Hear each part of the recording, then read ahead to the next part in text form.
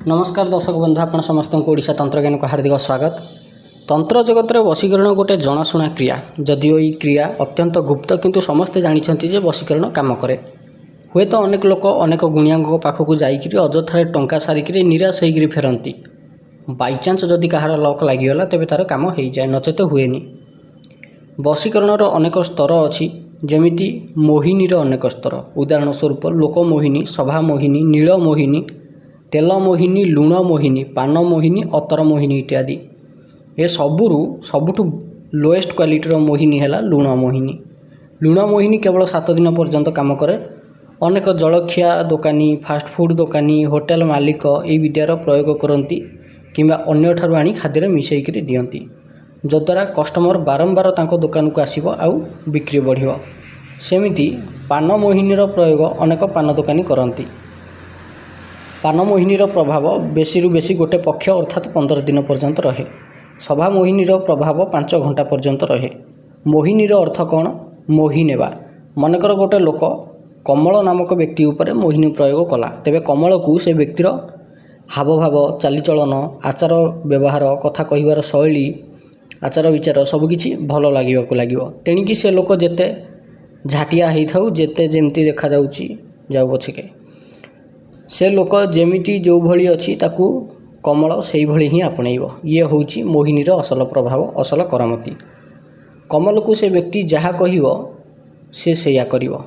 जहाँ कहिबो माने या नुहे जे 10 महला बिल्डिंग उपरू डेई पड़ा और से डेई पड़िबो ना, एमिति नुहे। जेउ जिनिस संभव ताहा ही से लोक करिबो। अच्छा, आउ गोटे जिनिस जे कौ लोक उपरे वशीकरण सम्मोहन आ मोहिनी काम करे। जो लोकर कुंडली रे चंद्रमा 6ठ किंबा 8म थे तांको उपरे विद्या काम करिवो। जदि कहा कुंडली रे चंद्रमा पापग्रह को दृष्टि आसुथे आ पीड़ित हेउथिबे, से भली लोकंक उपरे विद्या चलिवो। जदि कहा कुंडली रे चंद्रमा पापग्रह युक्त होइकरी दुर्बल अवस्था रे थिबे, से भली लोक उपरे तुरंत काम करिवो। एबे आपनक मन रे प्रश्न उठिबो जे ये केमितिका कथा, आमे केमिति जानिबा जहा उपरे आमे प्रयोग करूचे ता विषय रे एते सब कथा जानिबाकू पड़िवो। कहीं ना वशीकरण मोहिनी विद्या साधारण लोक तो चलई पारेनि, तांकर सेतिकी औकात कि सामर्थ्य कि सक्षमता नाही। ए विद्या चलई पारिबो किए? जे साधक वर्गर लोक, जे आध्यात्मिकता उपरे विश्वास करे, तंत्र मंत्र उपरे विश्वास करे, तंत्रोक्त शैली रे पूजा आ मंत्र साधना करे। साधारण लोक तो गपगांडू, तंत्र मंत्र ना शुणिला माने तांको लागे कि ए लोक श्मशान क्रिया करूथबो। वास्तव रे साधारण लोकंकर भी किछि भूल नाही एभली चिंताधारा रे। कारण कौन? कहानी, सीरियल, टीवी सिनेमा जरिया तांको मन रे एभली छाप सृष्टि करा जाइछि।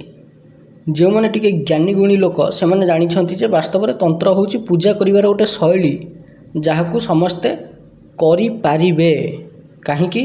कारण वैदिक पूजा करिवा पई ब्राह्मणक व्यतीत अन्य माने अधिकृत नुहंती। अन्य मानकर अधिकार नाही वैदिक रीति रे पूजा करि परिबे सेमाने। सेथि पई तांत्रिक रीतिर प्रचलन हेइथिला।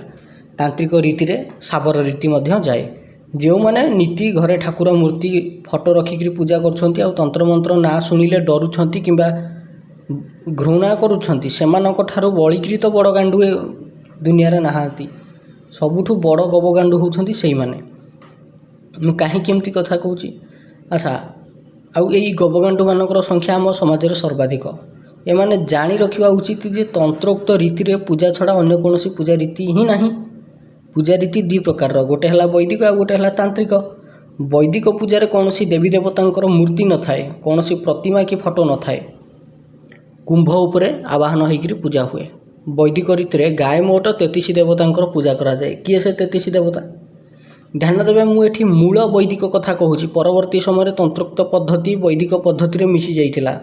जेबे अथर्व वेदर रचना हेई नथिला सेतेबेले 12 जन आदित्य, आमर जो 12 मास अछि, बैशाख, ज्येष्ठ, आषाढ़, श्रावण, भाद्रव, आश्विन, कार्तिक, माघ, मार्गशीर, चैत्र, फाल्गुन, एगुड़ा जो 12 मास अच्छी या 12 आदित्य कह जाए।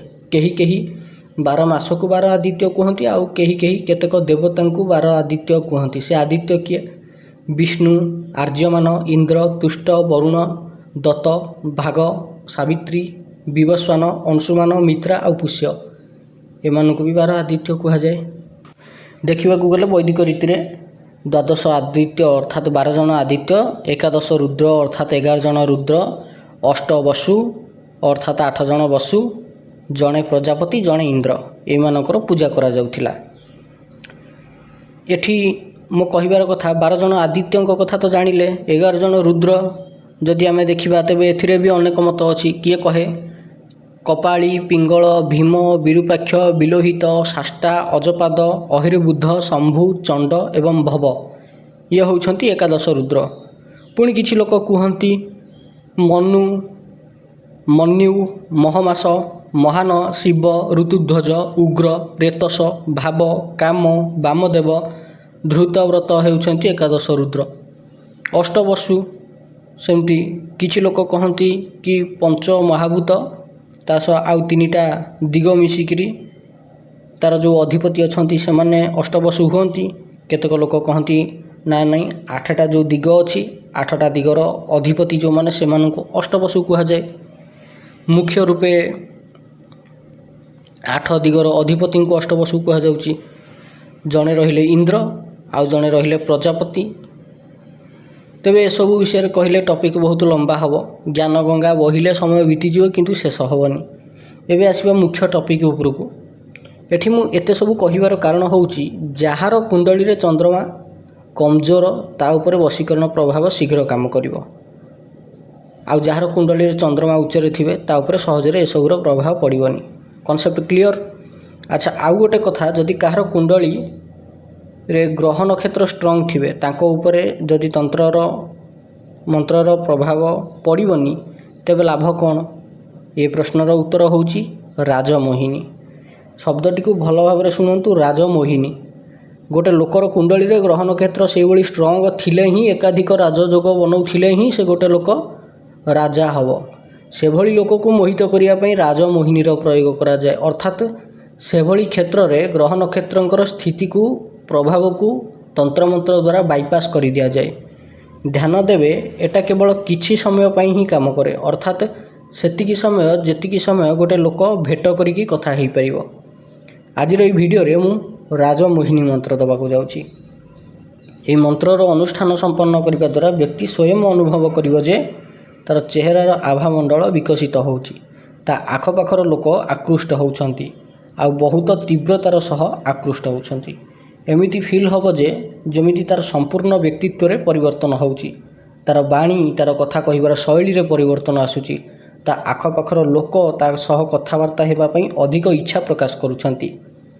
ଏଭଳି କ୍ଷେତ୍ରରେ ଯଦି ସାଧକ କୌଣସି କମ୍ପାନୀରେ କାମ କରିଥାଏ ତେବେ ତା ଆଖପାଖର ଲୋକ ତା ଆଡ଼କୁ ଆକୃଷ୍ଟ ହୁଅନ୍ତି, ଶୀଘ୍ର ପ୍ରମୋସନ୍ ମିଳିଯାଏ। ମାର୍କେଟିଂ କ୍ଷେତ୍ରରେ ଯଦି କାମ କରୁଥିବା ଲୋକର ଅଚାନକ ବେପାର ବଢ଼ିଯାଏ, କଷ୍ଟମର ବେସ୍ ବଢ଼ିଯାଏ। ଯିଏ କରିଛି ଏହି ମନ୍ତ୍ର ସାଧନା କେବଳ ସେ ହିଁ ଜାଣିଛି ଏହାର ପ୍ରଭାବ କ'ଣ। ଯେଉଁମାନେ ପଲିଟିକ୍ସ କ୍ଷେତ୍ରରେ ଅଛନ୍ତି ସେମାନେ ସାଧନା କରିବା ଦ୍ୱାରା ତାଙ୍କର ଫ୍ୟାନ୍ ଫଲୋଅର୍ସ ବଢ଼ିଯାଆନ୍ତି। ତେବେ କେମିତି କରିବେ ଏ ସାଧନା? ଏ ସାଧନା ପାଇଁ ଆବଶ୍ୟକ ସାମଗ୍ରୀ କ'ଣ? ପ୍ରଜ୍ୱଳ ସମ୍ମୋହନ ଯନ୍ତ୍ର ଆଉ ମୋହିନୀ ମାଳା, ଇଏ ହେଉଛି ମୁଖ୍ୟ ଜିନିଷ। ତାପରେ ଅକ୍ଷତ ଚାଉଳ, କୁଙ୍କୁମ, ଅଷ୍ଟଗନ୍ଧ, ଫୁଲ, ଧୂପ, ଦୀପ, ଲାଲ ରଙ୍ଗର ଆସନ, ଲାଲ ରଙ୍ଗର ବସ୍ତ୍ର, ଲାଲ ରଙ୍ଗର କପଡ଼ା। ଯଦି କାହାରି ସାଧନା ସାମଗ୍ରୀ ଦରକାର ହୁଏ ତେବେ ହ୍ୱାଟ୍ସଆପ୍ରେ ମେସେଜ୍ କରିପାରିବେ। ପ୍ରଜ୍ୱଳ ଯନ୍ତ୍ର ଓ ମୋହିନୀ ମାଳା ପ୍ରାଣ ପ୍ରତିଷ୍ଠା ମୋହିନୀ ମନ୍ତ୍ରରେ ସିଦ୍ଧ ଅଭିମନ୍ତ୍ରିତ କରିକି ଦିଆଯାଏ। ତ କେମିତି କରିବେ ଏହି ସାଧନା? ଏ ସାଧନା ପୂର୍ଣ୍ଣିମାର ରାତିରୁ ଆରମ୍ଭ କରାଯାଏ। ପୂର୍ଣ୍ଣିମାର ରାତିରେ ରାତି 9 ପରେ ସ୍ନାନ ସାରିକିରି ଲାଲ ରଙ୍ଗର ବସ୍ତ୍ର ପିନ୍ଧିକିରି ଲାଲ ରଙ୍ଗର ଆସନ ପାରିକିରି ଦକ୍ଷିଣ ଦିଗକୁ ମୁହଁ କରିକିରି ବସିବେ। ସାମ୍ନାରେ ଗୋଟେ ପ୍ଲେଟ୍ରେ ଲାଲ ରଙ୍ଗର କପଡ଼ା ପକାଇ ତା ଉପରେ ପ୍ରଜ୍ୱଳ ସମ୍ମୋହନ ଯନ୍ତ୍ର ସ୍ଥାପନା କରିବେ। ହାତରେ ଜଳ ନେଇ ସର୍ବଜନ ମୋହନ ପାଇଁ ସାଧନା କରୁଛନ୍ତି କି ପର୍ଟିକୁଲାର ଗୋଟେ ଲୋକକୁ ବଶୀଭୂତ କରିବା ପାଇଁ କରୁଛନ୍ତି ତାହା ସଂକଳ୍ପରେ କହିବେ। ଯନ୍ତ୍ର ଉପରେ ଗଙ୍ଗା ଜଳ ଛିଞ୍ଚିକିରି ତା ଉପରେ ପ୍ରଥମେ ଅକ୍ଷତ ଚଢ଼େଇବେ, ତାପରେ କୁଙ୍କୁମ ଚଢ଼େଇବେ, ତାପରେ କୁଙ୍କୁମ ଅକ୍ଷତ ମିଶ୍ରିତ କରିକିରି ଚଢ଼େଇବେ, ତାପରେ ଅଷ୍ଟଗନ୍ଧ ଚନ୍ଦନ ଯନ୍ତ୍ରରେ ଲଗାଇବେ, ତାପରେ ଲାଲ ରଙ୍ଗର ଫୁଲ ଯନ୍ତ୍ର ଉପରେ ଚଢ଼େଇବେ। ଯନ୍ତ୍ର ଉପରେ ଧୂପ ଦୀପ ଦେଖେଇକିରି ପୂଜା କରିଲେ। ଏସବୁ କ୍ରିୟା କରିବା ପରେ କୌଣସି ମନ୍ତ୍ରର ଆବଶ୍ୟକତା ନାହିଁ ଏସବୁ କ୍ରିୟା କରିବା ପାଇଁକା। ତାପରେ ମୋହିନୀ ମାଳାରେ 18 ମାଳା ମନ୍ତ୍ର ଜପ କରିବେ। ମନ୍ତ୍ରଟି କ'ଣ? ଓମ୍ ଏମ୍ କ୍ଲିମ୍ ହ୍ରିମ୍ ଶ୍ରୀମ୍ ସର୍ବ ବଶମ୍ କୁରୁ କୁରୁ ଓମ୍ ଫଟ୍। ଇଏ ହେଉଛି ମନ୍ତ୍ର। ମନ୍ତ୍ର ଆଉ ଥରେ କହିଦେଉଛି। ଓମ୍ ଏମ୍ କ୍ଲିମ୍ ହ୍ରିମ୍ ଶ୍ରୀମ୍ ସର୍ବ ବଶମ୍ କୁରୁ କୁରୁ ଓମ୍ ଫଟ୍। 18 ମାଳା ମନ୍ତ୍ର ଜପ ପରେ ଉଠିଯିବେ। ଏଥିରେ ଦୁଇ ପ୍ରକାର ସାଧନା କରାଯାଏ। ଯଦି ଆପଣ ସର୍ବଜନ ବଶୀକରଣ ଚାହୁଁଛନ୍ତି ତେବେ ଏହି ଯନ୍ତ୍ରକୁ ଘରେ ରଖି ନୀତି ପୂଜା କରିକିରି 11 ଦିନ ପର୍ଯ୍ୟନ୍ତ ମନ୍ତ୍ର ଡେଲି ଜପ କରିବେ। ତାପରେ 11 ଦିନ ପରେ 1 ମାଳା ଲେଖାଏଁ ମନ୍ତ୍ର ଜପ କରିପାରିବେ। ଏହାର ପ୍ରଭାବ 11 ଦିନ ଭିତରେ ହିଁ ଆପଣଙ୍କୁ ଦେଖିବାକୁ ମିଳିଯିବ। କିନ୍ତୁ ଯଦି ଆପଣ ପର୍ଟିକୁଲାର ଗୋଟେ ଲୋକକୁ ବଶୀଭୂତ କରିବାକୁ ଚାହାନ୍ତି ତେବେ ମନ୍ତ୍ରରେ ଯେଉଁଠି ସର୍ବ ଲାଗିଛି ସର୍ବ ଅଛି ସେଠି ସେ ପର୍ଟିକୁଲାର ଲୋକର ନାଁ କହିବେ। ସପୋଜ ଗୋଟେ ଲୋକର ଗୋତ୍ର ହେଉଛି ନାଗସ୍ୟ ଆଉ ତା'ର ନାଁ ହେଉଛି ପ୍ରଭାତ ମିଶ୍ର। ସେଠି ମନ୍ତ୍ର କୁହାଯିବ ଓମ୍ ଏମ୍ କ୍ଲିମ୍ ହ୍ରିମ୍ ଶ୍ରୀମ୍ ନାଗସ୍ୟ ଗୋତ୍ରୋତ୍ପନ୍ନ ପ୍ରଭାତ ମିଶ୍ର ବଶମ୍ କୁରୁ କୁରୁ ଓମ୍ ଫଟ୍। 11 ଦିନ ପର୍ଯ୍ୟନ୍ତ 18 ମାଳା ଲେଖାଏଁ ମନ୍ତ୍ର ଜପ କରାଯିବ। 11 ଦିନ ପରେ ମାଳା ଆଉ ଯନ୍ତ୍ରକୁ ପାଣିରେ ଭସେଇ ଦିଆଯିବ। ଏତିକି କରିବା ଦ୍ୱାରା ସେ ଲୋକ ବଶୀଭୂତ ହୋଇଯିବ। ଖାଦ୍ୟପେୟରେ ଦେଲେ ସିନା ଜଣାପଡ଼ିଯିବ, କିନ୍ତୁ ଏହି ପ୍ରୟୋଗ ଶକ୍ତି ମାଧ୍ୟମରେ କରାଯାଏ। ଯଦିଓ ତାଙ୍କ ଘର ଲୋକ ତାକୁ ନେଇକରି କୌଣସି ଗୁଣିଆ ପାଖକୁ ଗଲେ ସେ ସମୟରେ ମନ୍ତ୍ର ଶକ୍ତି ଫେରି ଆସିବ।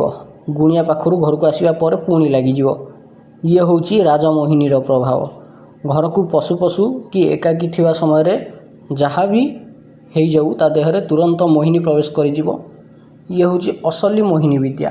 ଯେତେବେଳେ ଚାହିଁବ ସାଧକ ଲଗେଇ ପାରିବ, ଯେତେବେଳେ ଚାହିଁବ ସାଧକ ଛଡ଼େଇ ପାରିବ। ଯଦି ପ୍ରଭାବ କମ୍ ହେଲା ପରି ଲାଗେ ତେବେ କେବଳ ମନ୍ତ୍ରଟିକୁ 1 ମାଳା ଜପ କରିବା ମାତ୍ରେ ହିଁ ସେପଟେ ସେ ଲୋକ ଉପରେ ବଶୀକରଣ ମନ୍ତ୍ର ବା ମୋହିନୀ ମନ୍ତ୍ର ଟ୍ରିଗର ହେବ। ତେବେ ଆଜି ପାଇଁ ଭିଡ଼ିଓଟି ଏତିକି। ଯଦି ଆପଣଙ୍କୁ ଭିଡ଼ିଓଟି ଭଲ ଲାଗିଛି ଏଇଭଳି ଭିଡ଼ିଓ ଦେଖିବା ପାଇଁ ଆପଣ ଆମ ଚ୍ୟାନେଲ୍ ଓଡ଼ିଶା ତନ୍ତ୍ରଜ୍ଞାନକୁ ସବସ୍କ୍ରାଇବ୍